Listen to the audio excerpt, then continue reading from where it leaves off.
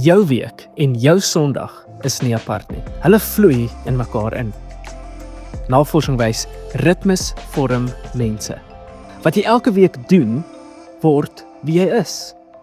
Die Bybel sê, moenie ophou om by mekaar te kom nie, want dit vorm jou. Hier is die waarheid. Jou lewe het klaar 'n ritme. Die vraag is net, wat vorm dit?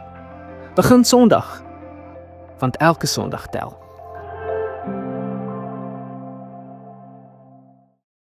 Goeiedag, baie welkom. Baie dankie dat jy ingeskakel het. Ons is besig met 'n reeks oor die Heilige Gees en die reeks se naam is wanneer God met God oor jou praat. Wanneer die Gees van God met God die Vader oor jou gesels. Voor ek vir ons 'n gebed gaan en voor ons gaan kyk na Jesus se woorde in Johannes hoofstuk 16, is daar nou vir ons 'n geleentheid om die Here te dien met ons dankoffers, met ons finansiële bydraes. Op die skerm is daar 'n link, daar's 'n skakel. Jy kan klik op hierdie link om deel te neem aan dit waarmee God op hierdie aarde besig is. So kom ons sit so en kom ons doen 'n gebed saam. Ons Here, dankie vir die kerk. Here, dankie dat U ons nie alleen agtergelaat het nie. Dankie toe U in die hemel opgeneem is, dat U Gees vir ons gestuur het. Here, dankie vir die werk van die Heilige Gees. Dankie vir die lewendmakende werk van die Heilige Gees. Here, ek wil bid dat U deur hierdie boodskap sal kom, deur die woorde wat Jesus Christus vir sy disippels, maar ook aan ons as die kerk gegee het. Here, ek wil bid dat U self die ene is wat die woord vir ons sal oopbreek. Here, mag ons hoor wat op U hart vir ons is. Here, mag ons op die stem reageer. En Here, mag ons al hoe meer, hoe langer hoe meer, leef in pas met die Gees. Here, mag ons gehoorsame kinders wees, wat reageer op dit wat U vir ons as individue sê. Amen. Maak asseblief saam met my oop by Johannes hoofstuk 16. Ons gaan kyk na Jesus se woorde, iets wat hy gesê het oor die Heilige Gees. Soos wat julle blaai, vandag se hele boodskap gaan oor 'n spesifieke frase. Nou wil ek gou sien, dis die frase pick a fight. Ek kom van die Wesrand af. Wie van julle kom van die Wesrand af? Die Woesrand. Kan ek gou sien? So die van julle wat van daar af kom en die van julle wat van die Oosrand af kom. Wie van julle het oos is boos, bloed in julle en goed. Ek verstaan dat in die Oosrand, die van julle wat lief is vir Lofte se Oospaviljoen, almal van julle sal weet wat beteken dit om 'n fight te pick. Oumas en oupas, waar is die oumas en oupas? Kan ek gou sien? Het julle al na jou kleinkinders gekyk? Nou sien jy hoe die ouer boetie karring en jy sê vir jouself, hier gaan 'n fight uitbreek. Wie van julle is netbal mammas? Kan ek gou sien? Nou is my vraag, onthou, julle is nou kerkmense, julle woon die Bybelstudies by, julle luister gospelmusiek op pad na die baan toe. Wie van julle het al by 'n netbalbaan gesit? En dis letterlik, jou hart begin vinniger klop, want jy wil daai mamma, jy wil haar te lyf gaan. Ken julle daai gevoel? Alright, ken jy dit nie? Okay, wonderlik. Die boodskap van vandag is, vanuit 'n plek van liefde, kom die Heilige Gees, en hy pick 'n fight met ons. As ek en jy besig is met sonde, as ek en jy besig is om iets te doen, wat buite die wil van die Here is, dan kom die Heilige Gees en hy klim in ons lewe in. Wie van julle het al geweet, jy moet 'n gesprek met jou kind is op die verkeerde pad, maar jy's nie lus om daai gesprek nou te voer nie. Ken jy daai gevoel? Wie van die paas wat hier sit, het al op 'n Vrydagmiddag by die huis gekom, dan sê jou vrou vir jou, jy moet hierdie kind van ons 'n pak slag gee. En jy dink, nee, ek wil nou 'n bier drink. Ek is nie lus vir daai konflik nie. So die Gees van God is nie bang vir ons nie. Die Gees van God is iemand wat in ons sal inklim wanneer dit nodig is. So kom ons gaan kyk, wat sê Jesus, kort voor sy kruisiging. Johannes 16, ek lees van ons uit die 2020 vertaling. Jesus sê, ek vertel julle egter die waarheid. Dit is voordelig vir julle, dat ek weggaan. As ek nie weggaan nie, sal die, en nou die kinders wat hier is, hierdie is 'n vreemde woord, sal die parakleet. So die 2020 vertaling vertaal dit direk uit die Grieks uit. Dis 'n woord wat iets beteken soos iemand wat langs jou kom staan. Dit beteken iets soos voorspraak, helper, trooster, pleitbesorger. So dis 'n woord wat ons in Afrikaans in die omgangstaal vertaal met Heilige Gees. As ek nie weggaan nie, sal die Parakleet, die Heilige Gees, nie na julle kom nie. As ek egter weggaan, sal ek hom na julle stuur. En wanneer hy kom, sal hy die wêreld oortuig van sonde. So dis die kern van vandag se boodskap. In die Grieks staan hy sal die kosmos, en ons as kerk, ons as mans en vrouens, ons is deel van die kosmos. Hy sal die wêreld oortuig van sonde, en van geregtigheid, en van oordeel. En dan bietjie later sê Jesus die volgende: ek het nog baie dinge om vir julle te sê. So daai sê is belangrik. Die Heilige Gees is een wat met ons wil praat, hy is een wat met ons wil kommunikeer. So Jesus sê, ek nog baie dinge om vir julle te sê, maar julle kan dit nie nou verwerk nie, julle kan dit nie nou begryp, julle kan dit nou verstaan nie. Maar wanneer hy kom, die Gees van die waarheid, sal hy julle in die volle waarheid lei. Want hy sal nie uit homself praat nie. So weer eens sien ons, die Gees van God is die een wat hier in ons binneste met ons praat. Maar hy sal net sê wat hy hoor, en hy sal die toekomstige dinge aan julle bekend maak. Weer eens hierdie fokus op kommunikasie. So vandag se hele boodskap gaan oor die Heilige Gees wat ons van tyd tot tyd konfronteer. Dis hierdie stem binne in ons, 'n sagte stem, wat ons aanspreek as ons op die verkeerde pad is. Dis nie 'n stem wat jy kan opneem nie, jy kan dit nie jou WhatsApp vat en dan soos 'n voice note neem en dit iemand anders aanstuur nie. Dis die Gees wat op 'n baie besondere manier, mooi woord is op 'n baie partikulêre manier, met jou as mens kommunikeer. En hy praat met jou, hy praat met al die ander mense rondom jou nie. Nou is die vraag, moenie nie julle hande opsteek nie. Vroue, wie van julle is getroud, maar jou huwelik is so? Jou man, nee, so is alright. Sy borskas het nou oor tyd in 'n hangkas geword. En hy lyk ook nie meer helemaal soos Faffie in sy spiere nie. En jy stap in die Checkers. En vir eerste keer in 25 jaar sien jy jou skoolliefde. En alles in jou wil net oorstap. En al wat jy wil net gaan hallo sê. En in daai oomblikke sê die Gees van God vir jou. Hy praat nie nou met al die ander vroue in die winkel nie. Hy sê vir jou, nee. Jy kan dit nie doen nie. Al die mans is laat aand. Is alleen. Is 'n bietjie eensaam. Nou vat jy jou foon of jy vat jou tablet en jy beweeg in 'n rigting van 'n website. Maar jy weet daai website is nie goed vir jou nie. Jy weet, as jy moet toets skryf daaroor, as jy 'n leen vir 'n klikker toets moet aflê, sal jy sê, ek weet dit is nie goed vir my nie. Maar alles in jou sê, gaan na daai website toe. En die Gees van God wat in ons is, sê net vir jou, kom uit. In die taal van Josef, hardloop. Ek weet julle is mooi mense, maar wie van julle het al iewers vasgesit met 'n kollega of met 'n familielid? Nou is daar 'n fight. En die volgende dag vat jy jou foon en jy stuur, jy tik 'n boodskap. Dis hoofletters en dis uitroeptekens. En jy klim in jou skoonma in. Maar jy het nog nie die sendknopie gedruk nie. Wat doen die Gees van God? In daai oomblikke sê vir jou net, wag. Moet dit nie stuur nie. En hy sê dit vir jou spesifiek as mens. Enige een van julle al 'n issue met die munisipaliteit gehad? Wie van julle moes al by Tshwane 'n draai maak? Nou as jy daar, onthou hierdie ding kom nou vir weke. Nou moet jy jou Saterdag opgee. Nou jy's klaar gefrustreerd, jy's klaar geïrriteerd. Nou staan jy in die ry en die persoon agter jou het geen respek vir jou persoonlike ruimte nie. So jy voel hulle asem in jou lyf. En toe jy uiteindelik voorkom na 2 ure, sê die vrou vir jou offline, sorry.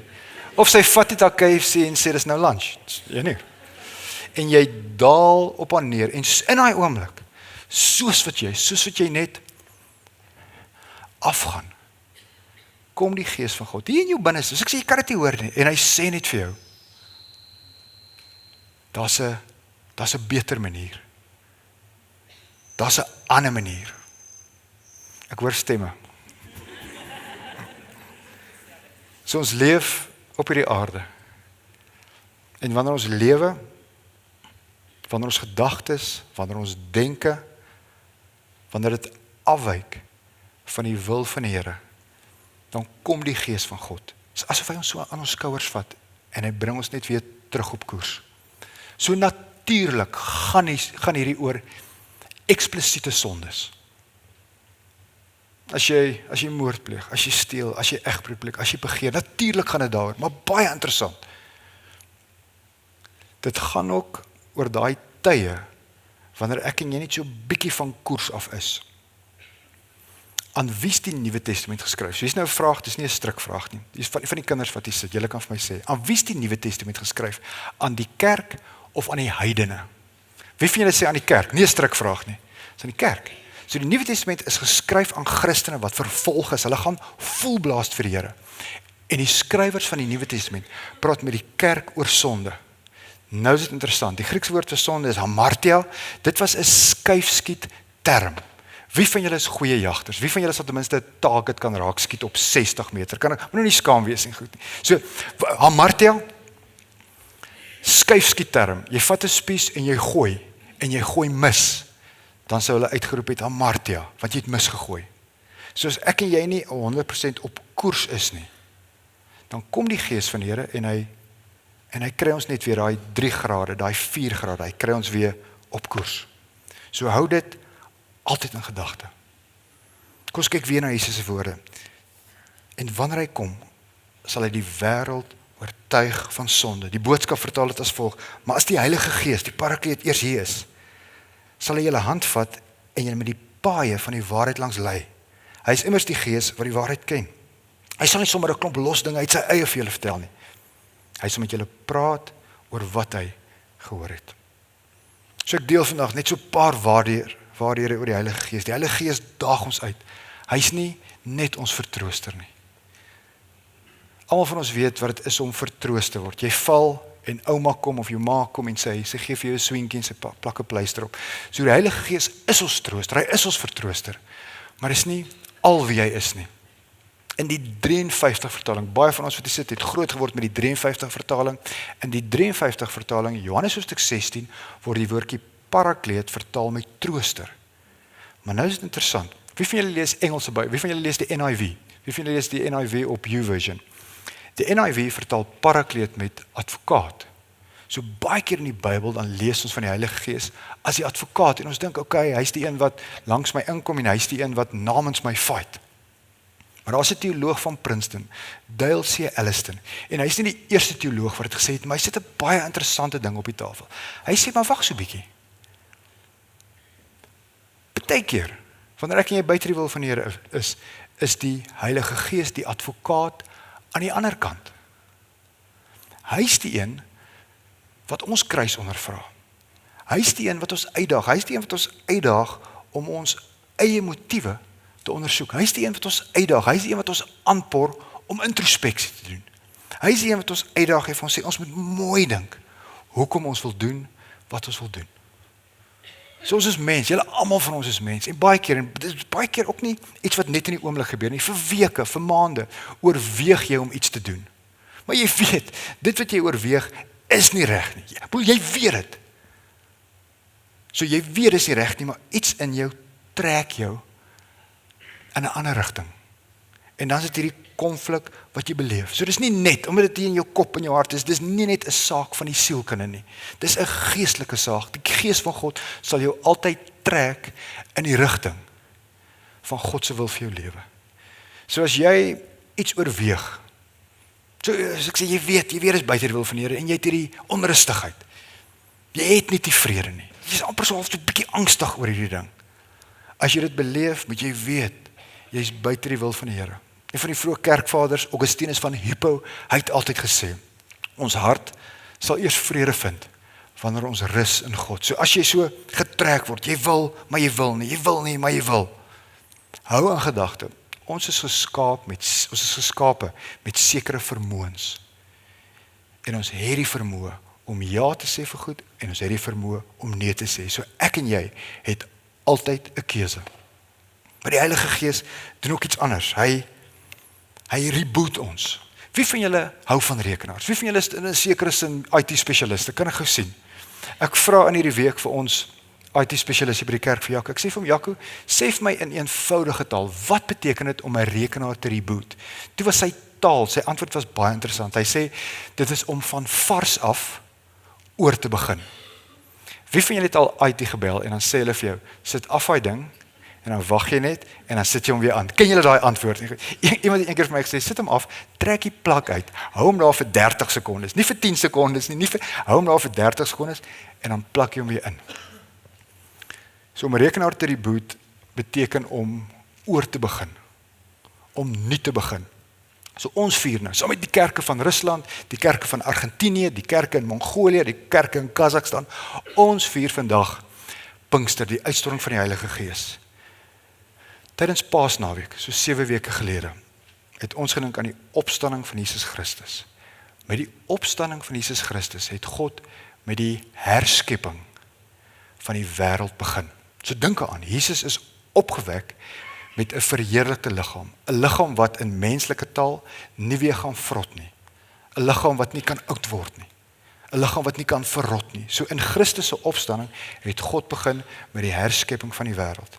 So ek en jy in hierdie tyd waarin ons leef, ons kan deelneem aan die herskepping van die wêreld.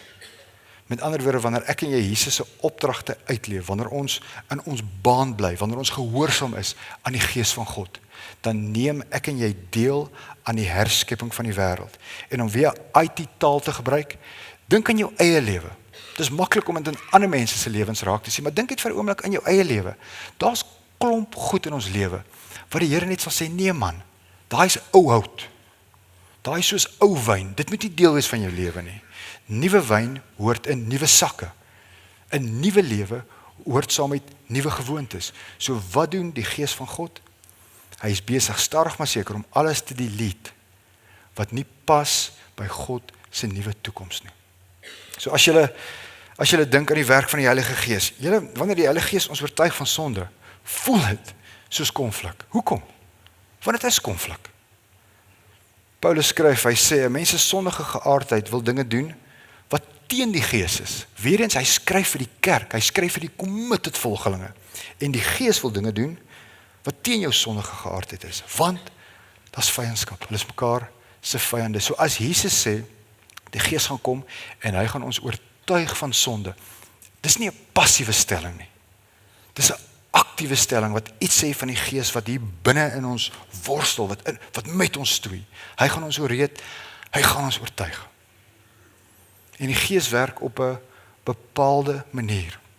Kan ek gesien, ek wil nou hê, sulke mense wil nie hê mense moet uit die slaapkamer uit praat nie, maar ek wil hê julle 'n bietjie uit die slaapkamer uit praat. Wie van julle het al lekker gelê en slaap?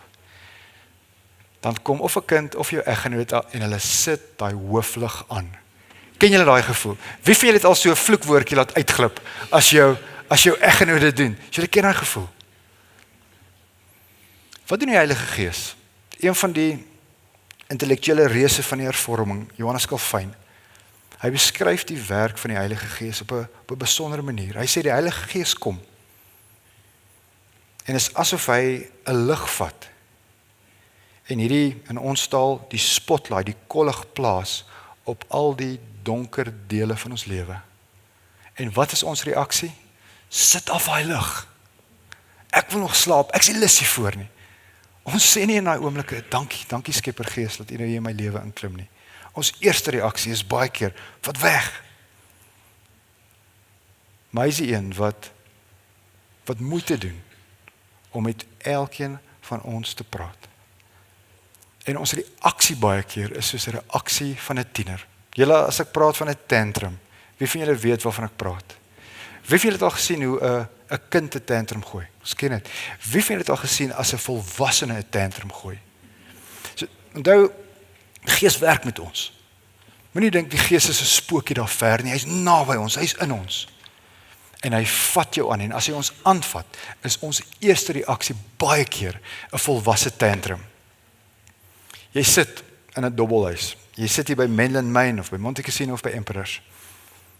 En daai aand sê die Gees van God vir jou, jy kan nie hier wees nie. Hy praat net met jou. Hy praat nie van die duisende ander mense vir ons nie. Die Gees van God praat met jou. En ons eerste reaksie is, ons gooi 'n tantrum, maar vir wat nie? Hoekom mag ek dit nie maar net ook geniet nie? Onthou, hy ken jou agtergrond, hy ken jou persoonlikheid, hy ken jou swakpunte en jou sterkpunte. En die Gees van God sê vir jou, jy mag nie hier wees nie. En ons reaksie baie keer is, gooi 'n tantrum.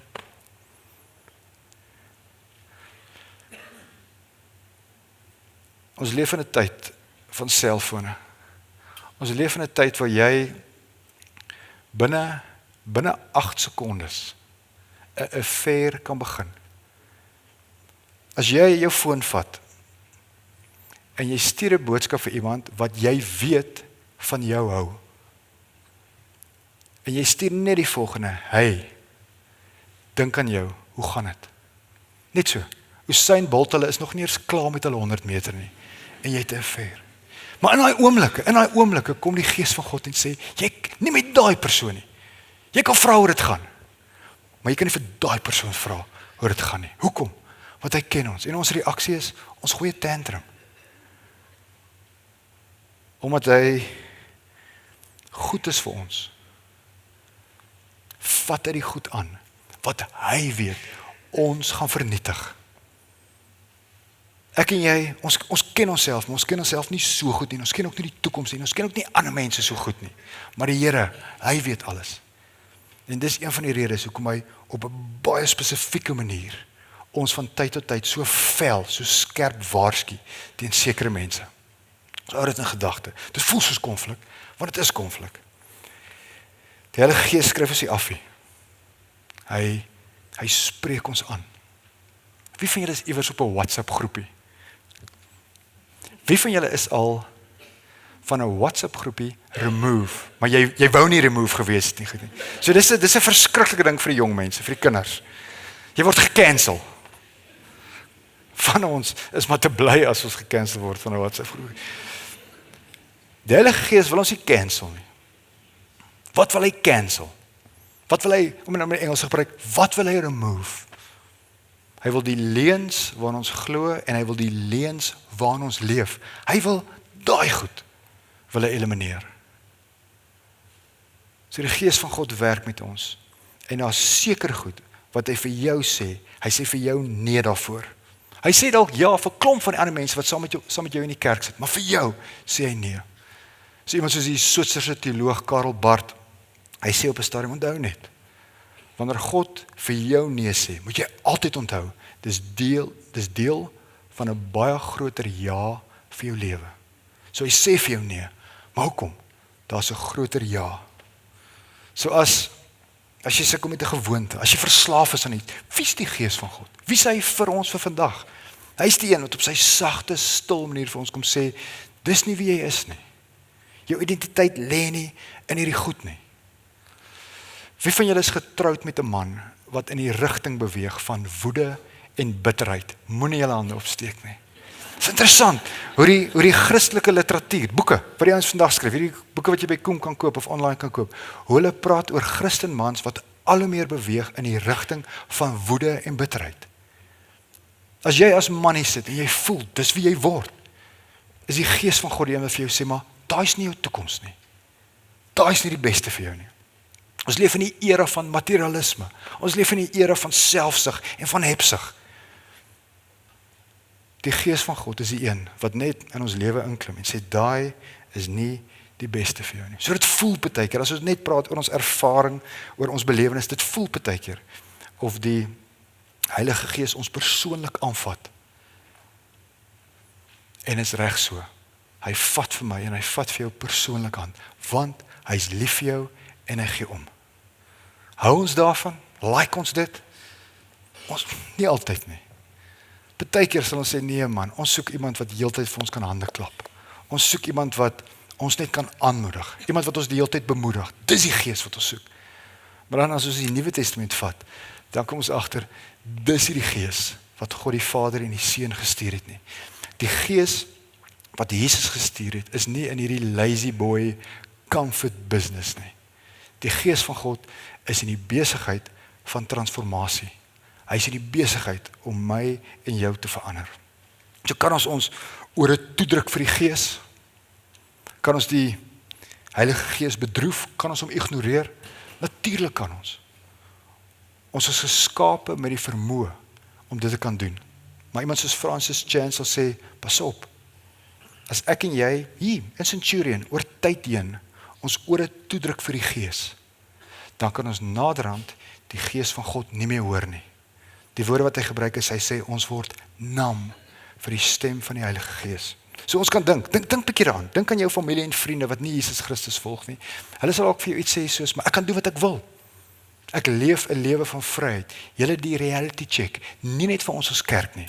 Die reality check vir elke mens op hierdie aarde. As jy dink jy kan doen net wat jy wil, dan word jy 'n slaaf. Jy is nie vry nie. Jy word 'n slaaf van sonde. So dit is genade, op genade, dat die Gees van God in ons lewe inklim. Dit is genade, dat hy met ons 'n fight wil piek. Dit is genade, dat hy ons konfronteer. Partykeer, ek sluit ons af, partykeer stap 'n ma in haar tiener se kamer in en sy konfronteer haar kind, want sy is verskriklik lief vir hierdie kind. En sy, dis nie lekker nie, maar sy moet dit doen. En sy stap uit. En sy gaan bid vir hierdie kind. En sy bid môre ook vir die kind. En volgende week, en volgende maand. So wat doen die Heilige Gees? Hy konfronteer ons. Maar hy is ook die een wat vir ons bid. Paulus skryf, hy sê, die Gees van God help ons ook nog boonop in ons onbeholpenheid. Ons weet immers nie mooi wat en hoe ons moet bid nie. Ons sukkel partykeer om te bid. Die Gees self neem ons gebedsbehoeftes voor God op met versigtinge wat nie in menslike taal verwoord kan word nie. 83 vertaling sê hy pleit met versigtinge, met woorde wat nie gespreek, wat nie gesê kan word nie. So wie is die Gees? Hy pick 'n fight met ons. Hy konfronteer ons. Hoekom? Want hy is lief vir ons. So as jy in hierdie week, as jy voel hier in jou binneste, as jy voel hy vat jou aan, stop net vir 'n oomblik. Pause net vir 'n oomblik. Die Engelse sal sê lean in, spit jou ore. Want hy wil jou lei na 'n lewe waar jy die lewe in oorvloed kan smaak. Hy is die een wat lewe wek. Hy is die een wat ons lei na waters waar daar rus is. Hy is die een wat ons lei na waters waar daar vrede is. Amen. Ons Here, ons het die leiding nodig. Here, ons het die stem nodig. Ons het die Gees nodig. Here, ons het die wysheid nodig.